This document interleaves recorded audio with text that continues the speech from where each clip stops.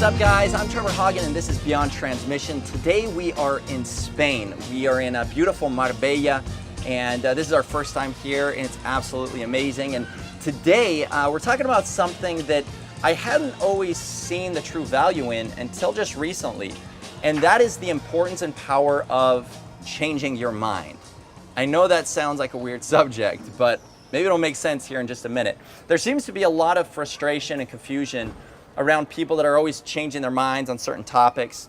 And it can not only affect how we view people, but also the relationships that we have with others. So, we're aware of those political leaders who, always flip-flop on issues.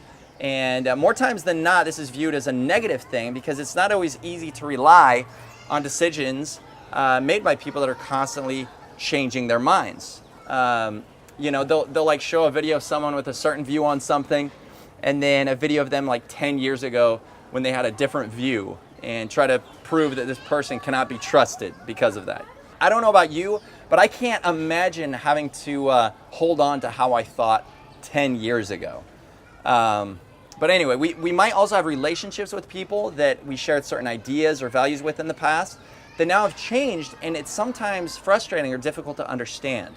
There are a couple of factors at play here that naturally steer us away from change or make it difficult for us to accept. One is we have insecurity and fear with change because we like determining our future based on decisions made in the past.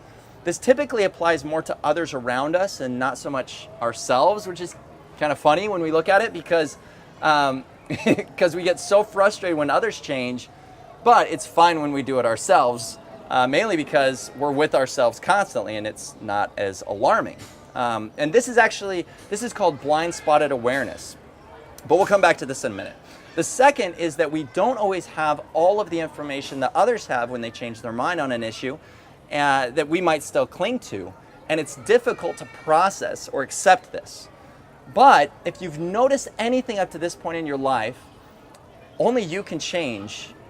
No one else can change your mind. So instead of quickly jumping to any conclusions based on purely what you believe, it's best to look at why the person changed their mind and try to understand the information that changed their mind instead of assuming that you are always right. Lastly, our brains work in a way that we literally create grooves and channels in the brain through our thoughts and actions that make it difficult to get out of. You can see this, especially with older people that have a difficult time adapting to technology, just as an example. Sooner or later, they are forced to change, but are a bit more set in their ways because of what they have grown accustomed to up to this point in their life within their actual physical brain. And I'm sure that you've experienced this in your own life. Taking on something new is painful, because habits, addictions, rituals, routines, they can send our lives in a certain direction and actually kind of in a downward spiral if we latch onto these, unless we learn to fight these rivets the brain creates and rely more on accepting that we're never quite as wise as we think and change is a good thing. As we choose to open those channels of our mind, despite what we may have been taught or even practiced in the past, we actually learn to use more of our brain and become that much more effective and also much more accepting of everyone around us.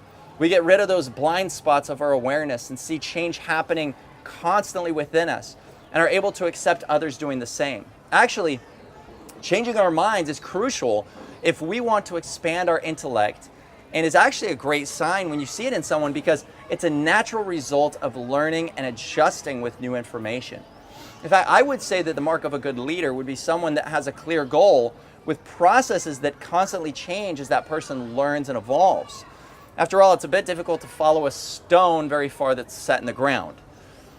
As humans, we naturally fight change and we want to do the things that we've always done in the past, but as we set new goals and we want different results, it's imperative that we change our way of looking at things and our behaviors as well.